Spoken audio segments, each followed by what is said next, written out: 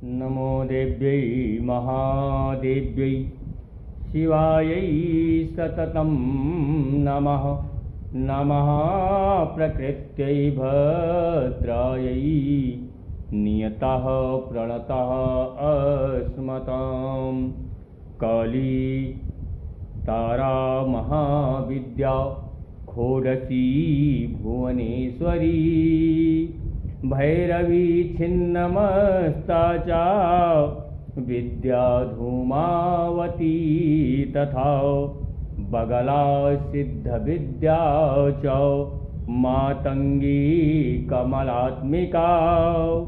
एतादश महाविद्या सिद्धविद्या प्रकीर्तिता। सभी भगवत प्रेमियों को सादर जय जय श्री सीताराम, जय माता दी।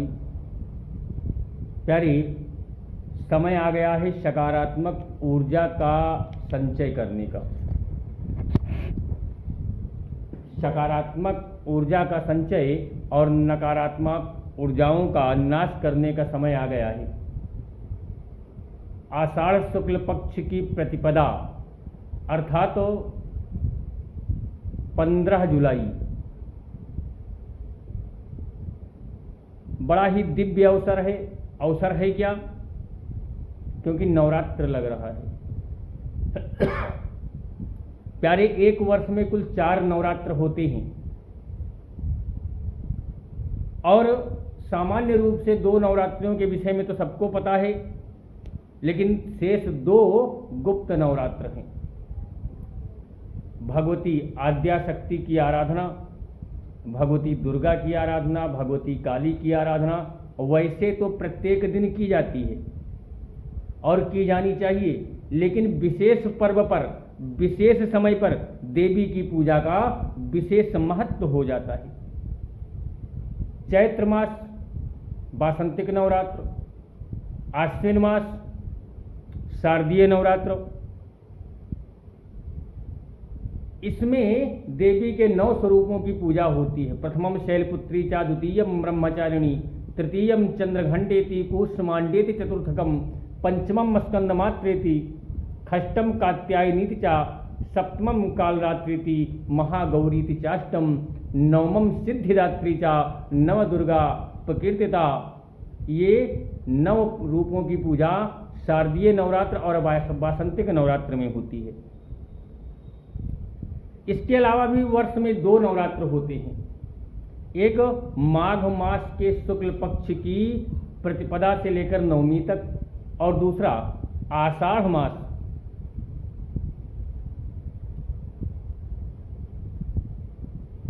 की प्रतिपदा से लेकर नवमी तक। इनको गुप्त नवरात्र कहा जाता है। और इसमें इन 9 दुर्गा देवियों की पूजा नहीं होती है। इसमें 10 महाविद्याओं की पूजा की जाती है, साधना की जाती है। और तंत्र विद्या में आस्था रखने वाले साधकों के लिए ये दोनों नवरात्र बड़े महत्वपूर्ण होते हैं। इसीलिए साधनाएं सदैव गुप्त होती हैं। कोई भी साधना करो, साधना सार्वजनिक नहीं होती है। तो तंत्र की साधना करने के लिए, मंत्र की साधना करने के लिए ये विशेष अवसर है। आषाढ़ मास की शुक्ल पक्ष की प्रतिपदा से लेकर नवमी तक, चूंकि ये साधनाओं का पर्व है, साधनाएं गुप्त होती हैं, इसलिए इनको गुप्त नवरात्र कहा जाता है। गुप्त नवरात्र का समय शाक्त एवं शैव धर्मावलंबियों के लिए तंत्र साधना के लिए अत्यधिक शुभ होता है और तंत्र साधकों के लिए तो विशेष अवसर है, बड़ा महत्वपूर्ण समय होता है। इन 10 महाविद्याओं की साधना कल्याणकारी सिद्ध होगी। कब? गुप्त नवरात्रियों में साधना करने पर। महाविद्या क्या है? जो मुक्ति का मार्ग बता दे वही विद्या है। जो मुक्ति का मार्ग बता दे वही विद्या है। और जो भोग और मोक्ष दोनों देती है उसे महाविद्या कहती है। विद्या और महाविद्या में ही अंतर है। जो मोक्ष का साधन बताए वो विद्या है, जो भोग और मोक्ष दोनों दे दे वही महाविद्या है। इस प्रकार 10 महाविद्याओं के प्रकट होने की कथा श्रीमद् देवी भागवत महापुराण में मिलती है। प्रथम महाविद्या है काली, दूसरी महाविद्या है तारा, तीसरी महाविद्या है छिन्नमस्ता, चौथी महाविद्या है त्रिपुर भैरवी, चौथी महाविद्या है धूमावती, छठवीं महाविद्या है बगलामुखी, सातवीं महाविद्या है खोरसी, आठवीं भुवनेश्वरी, नवीं मातंगी और 10वीं कमला। इन 10 के रूपों पर चर्चा करते हैं, विचार करते हैं। वैसे हम आपको बता दें कि प्रतिदिन एक एक महाविद्या के विषय में आपको वीडियो मिलेगा, लेकिन आज 10 महाविद्या के विषय में इकट्ठे हम बताने का प्रयास कर रहे हैं। काली, प्रथम महाविद्या काली। 10 महाविद्याओं में ये प्रथम हैं और इनके लिए कहा गया है कि काली काली महाकाली, कालिके परमेश्वरी, सर्वानंद करे देवी, नारायणी नमोस्तुते। सर्वानंद करे देवी। काली की साधना ऐसी है कि वो सब कुछ प्रदान कर देती हैं। कुछ भी ऐसा नहीं है जो कि महाकाली की साधना से मिल न जाए। तो प्रथम साधना होती है काली की। काली जी हैं कैसी? साचा ब्रह्म स्वरूपा चा नित्या साच सनातनी, यथात्मा चा तथा शक्ति यथाग्रो दाहिका स्थिता, अतएव ये ही योगिन्द्रे स्त्री पुंभेदो न मन्यते, सर्वं ब्रह्ममयं ब्रह्मन् शश्वति सदप नारद। परात्पर नाम से प्रसिद्ध विश्वातीत महाकाल की शक्ति का नाम ही महाकाली है। ये प्रथम महाविद्या है। दूसरी महाविद्या है तारा।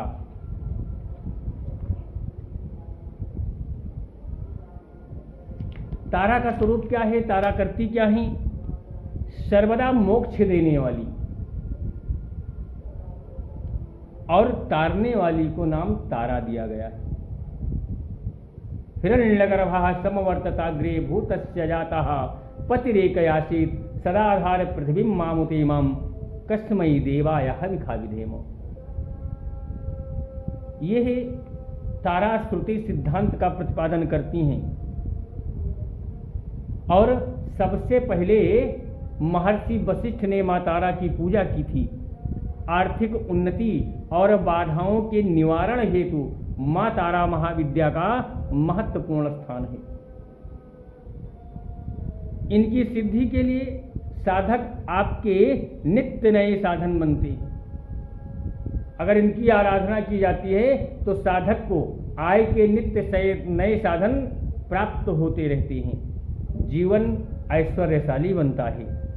इनकी पूजा गुरुवार से आरंभ करनी चाहिए और इससे होता क्या है? शत्रुनाश, वाणी दोष निवारण और मोक्ष की प्राप्ति होती है। तीसरी महाविद्या है छिन्नमस्ता।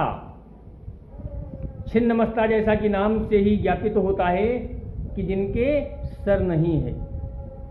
ऐसी देवी हैं कि इनको प्यास लगी। मां पार्वती के 10 रूप हैं महाविद्या के। इनको प्यास लगी, जया विजया नाम की सहेलियां इनके साथ थी।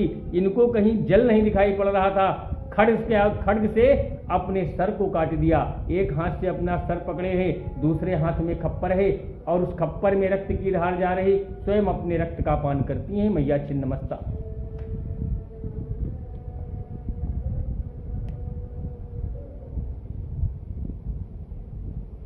छिन्नमस्ता का स्वरूप अत्यंत गोपनीय है। इनका सर कटा हुआ है जैसा हमने बताया और इनके कबंध से 3 धाराएं निकलती हैं। क्योंकि इनके साथ में इनकी सहेलियां थी, तीनों को प्यास लगी है, तो एक धारा इनके मुंह में जा रही है और 2 धाराएं दोनों सहेलियों के मुंह में जा रही हैं। 3 धाराएं रक्त की निकलती हैं।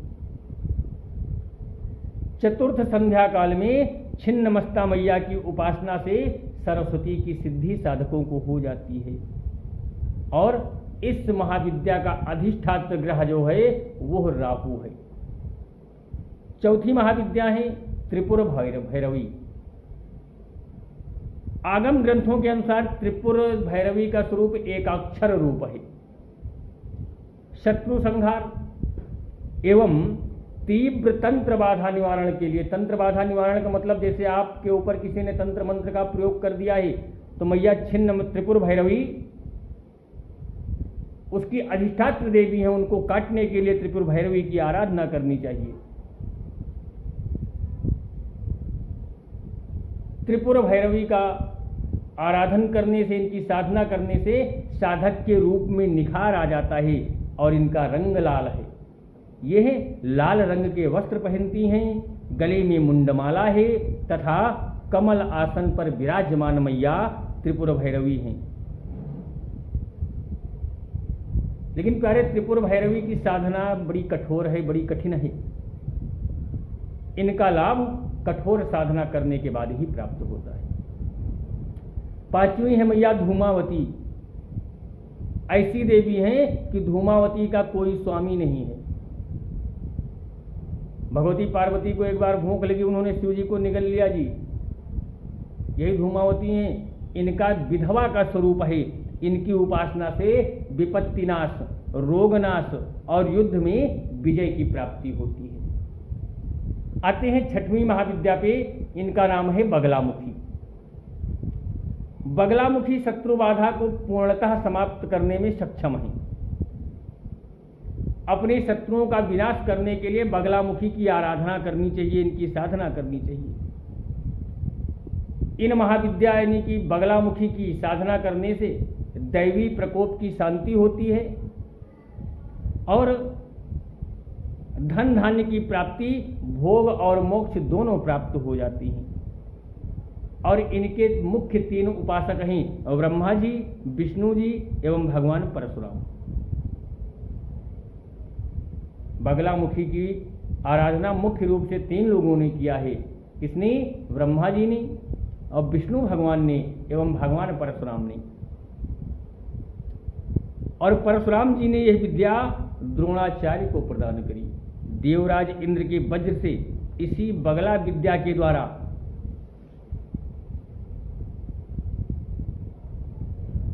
इंद्र का वज्र भी बगला विद्या के द्वारा निष्प्रभावी हो गया था। युधिष्ठिर ने भगवान कृष्ण के परामर्श पर कौरवों पर विजय प्राप्त करने के लिए बगलामुखी का प्रयोग किया था। बगलामुखी देवी की आराधना की थी। 7वीं महाविद्या है खोड़सी।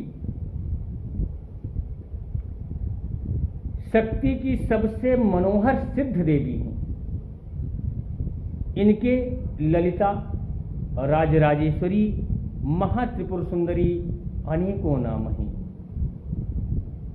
खोड़सी को ही ललिता कहा जाता है, खोड़सी को ही राजराजेश्वरी कहा जाता है और इन्हीं को त्रिपुर सुंदरी भी कहा जाता है। अब आप विचार कीजिए कि इनको राजराजेश्वरी क्यों कहा जाता है? क्योंकि इनकी साधना करने वाले साधक को राजपद तक मिल जाता है। ऐसी भवानी हैं, ऐसी देवी हैं, ऐसी शक्ति हैं कि अपने साधक को राज्य पद तक दिला सकती हैं। और खोड़सी नाम क्यों है? क्योंकि इनमें 16 कला हैं। खोड़स कला इनमें वर्तमान में विद्यमान है और यह अपने उपासक को भुक्ति और मुक्ति, भक्ति सब प्रदान कर देती हैं। 8वीं महाविद्या है भुवनेश्वरी। इनको आद्या शक्ति कहा जाता है। भुवन की ईश्वर, 14 भुवन की ईश्वरी जो हैं उनको भुवनेश्वरी कहा जाता है। मां भुवनेश्वरी का स्वरूप अत्यंत सौम्य है और अंग कांतिमय है। मां भुवनेश्वरी की साधना से मुख्य रूप से वशीकरण, वाक सिद्धि, सुख, लाभ एवं शत्रुओं पर विजय प्राप्त होती है। पृथ्वी पर जितने भी जीव हैं सबको इनकी कृपा से अन्न प्राप्त होता है, अन्नपूर्णा मैया। इसीलिए इनके हाथ में शाक और फल है, शाकुंभरी देवी का स्वरूप है। शाकुंभरी देवी ही भुवनेश्वरी कही जाती हैं, क्योंकि जब दुर्गम के अत्याचार से पृथ्वी पर अकाल पड़ गया था तब शाकुंभरी मैया ने 100 नयन पूरे शरीर में धारण करके रुदन करते हुए पूरी सृष्टि को जलमय कर दिया था। इन्हीं का नाम शताक्षी है, इन्हीं का नाम शाकुंभरी है, इन्हीं का नाम भुवनेश्वरी है, इन्हीं का नाम अन्नपूर्णा है। नवई महाविद्या है मातंगी। मातंगी महाविद्या की साधना करने से गृहस्थ जीवन बड़ा सुखमय और आकर्षक होता है। साधक की वाणी ओजवान हो जाती है, ओजपूर्ण हो जाती है, साधक गुणवान हो जाता है, गुणवान व्यक्ति को गुणवान पत्नी मिलती है। और इनकी साधना वाम मार्ग में अधिक प्रचलित है। 10वीं महाविद्या, 10वीं महाविद्या है मां कमला। कमल के आसन पर विराज रहने वाली मां कमला श्वेत रंग के 4 हाथी अपने सूंडों में जल से भरे कलश लेकर के इनको सदैव स्नान कराते रहते हैं। और शक्ति के इस विशिष्ट स्वरूप की साधना करने से दरिद्रता का नाश हो जाता है और साधक के आय के स्रोत बढ़ जाते हैं, जीवन सुखमय होता है। ये है भगवती दुर्गा का सर्व सौभाग्य स्वरूप है। जहां कमला है वहां विष्णु है, क्योंकि कमला का अर्थ हुआ लक्ष्मी, और जहां लक्ष्मी है वहीं नारायण रहेंगे। इन महाविद्याओं की उपासना के फल के रूप में कहा गया है कि पूर्व काल में साधक के दुराचारी भी रहा होगा, तो सत्संग के प्रभाव से भगवती के प्रति अनन्यता हो जाने से उसके पापों का प्रक्षालन हो जाता है और उसकी मुक्ति हो जाती है। तो जिसको जिस स्वरूप की आवश्यकता हो प्यारी, उस स्वरूप की आराधना 15 जुलाई आषाढ़ शुक्ल पक्ष की प्रतिपदा से गुप्त नवरात्रि में कर लेना चाहिए। देवी जी के अन्य स्वरूपों 10 महाविद्याओं को अलग अलग प्रतिदिन आप तक पहुंचाने का प्रयास करेंगे। और आपको अगर ये वीडियो अच्छा लगा हो तो इसे शेयर और फॉलो अवश्य करिए। जय माता दी, जय भगवती महाविद्या।